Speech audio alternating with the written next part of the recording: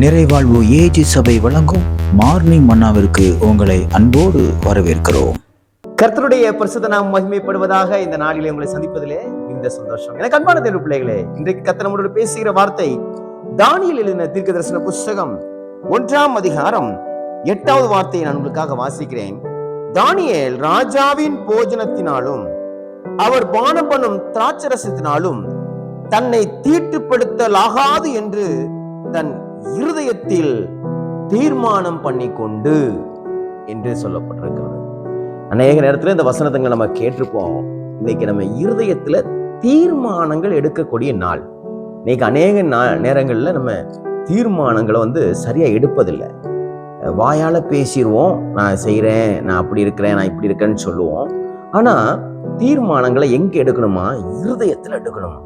இருதயத்துல நீங்க ஒரு நல்ல காரியத்துக்காகவோ நீங்க ஒரு சரியான காரியங்களை செய்யறதுக்காகவோ நீங்க முயற்சி செய்யும் பொழுது தேவன் சில தீர்மானங்களை உங்களிடத்துல அவர் எதிர்பார்க்கிறார். தானியேல் பாருங்க, தானியேலும் அவனோடு சேர்ந்து 3 வாலிபர்களும் சாத்ராக், மேஷாக், ஆபேத்நேகோ, இந்த 4 வாலிபர்களும் தீர்மானம் எடுத்தார்கள். எங்க தீர்மானம் எடுத்தார்கள்? இருதயத்திலே தீர்மானம் எடுத்தார்கள். அன்பான தேவ பிள்ளைகளே, இன்றைக்கு நீங்கள் இருதயத்திலே தீர்மானம் எடுக்க வேண்டும். எந்த காரியங்களுக்காக, என்னென்ன காரியங்கள் எல்லாம் தேவனுக்காக நீங்கள் செய்ய வேண்டும் என்று நீங்கள் யோசித்து தீர்மானம் பண்ணியிருக்கிறீர்களோ அந்த காரியத்திலே தேவன் உங்களுக்கு நன்மை செய்யும்படியாக நீங்கள் தீர்மானம் எடுக்க வேண்டும். நிறைய காரியங்கள் நம்மளை அசுத்தப்படுத்தும், நிறைய காரியங்கள் நம்மளை ரொம்ப அவமானத்துக்குள்ள மாற்றும். நிறைய நேரம் நம்ம ரொம்ப உடைஞ்சு போயிடுவோம். காரணம் என்னன்னா, நம்ம தீர்மானத்துல தோற்று போயிடுவோம். எடுக்க வேண்டிய தீர்மானத்தை சரியான நேரத்திலும் சரியான இடத்துல நம்ம எடுக்காம இருந்திருப்போம். உங்க ராஜாவுடைய அரண்மனையில இருக்கிறாங்க, ராஜா சாப்பிடுற சாப்பாடு, ராஜா குடிக்கிற திராட்சரசம், நாங்க அதை குடிக்க மாட்டோம். காரணம் என்னவென்றால் அதுல 2 காரியங்களை சொல்லுகிறார்கள். ஒன்று, அவைகள் எல்லாம் விக்கிரகங்களுக்கு என்று படைக்கப்பட்டு இவர்களுக்கு போஜனமாக கொடுக்கப்படும். 2வது, அதிலே மதுபானங்களும் மயக்கத்துக்குரிய காரியங்களும் அதுல இருக்கும் என்று சொல்லுகிறார்கள்.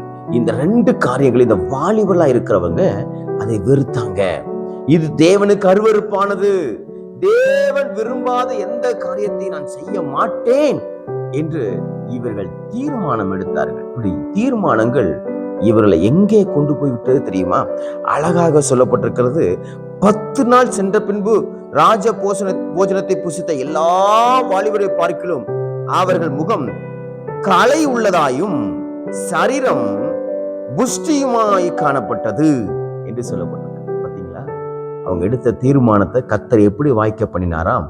மற்ற எல்லாரை காட்டிலும் தலை சிறந்த வாலிபர்களாக மாற்றினார். இன்றைக்கு நீங்க தீர்மானம் எடுக்கிற தீர்மானத்தை வைத்து தேவன் உங்களை ஆசீர்வதிப்பார். சில காரியங்களை விடுன்னு சொல்லும் போது விட்டுருங்க.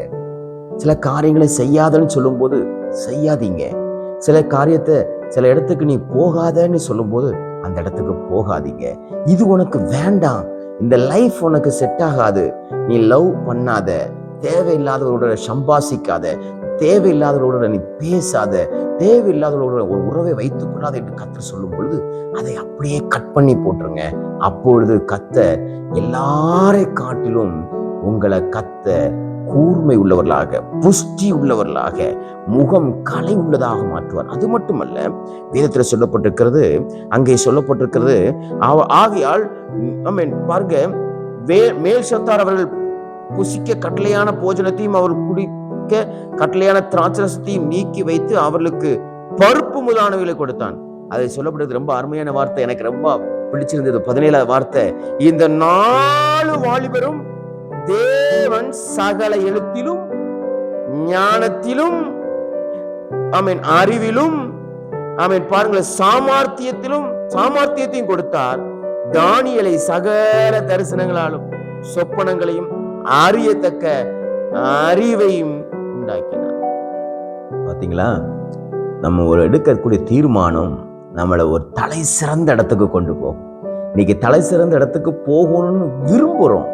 ஆனா தேவன் செய்ய சொல்லுவதையும் தேவன் விரும்புகிறதையும் நம்ம செய்ய மாட்டேங்கிறோம். நம்ம அப்படி தீர்மானம் எடுத்து அவர் சொல்றபடி நம்ம செய்வோமேனால், இங்கே சொல்லப்பட்டிருக்கிறது, இந்த 4 வாலிபர்களையும் கர்த்தர் தலை தலை சிறந்தவர்களாக மாற்றினார். இதிலெல்லாம் தலை சிறந்தா மாற்றினாரா? ஞானத்திலும், எழுத்திலும், அறிவிலும். ஆமென்.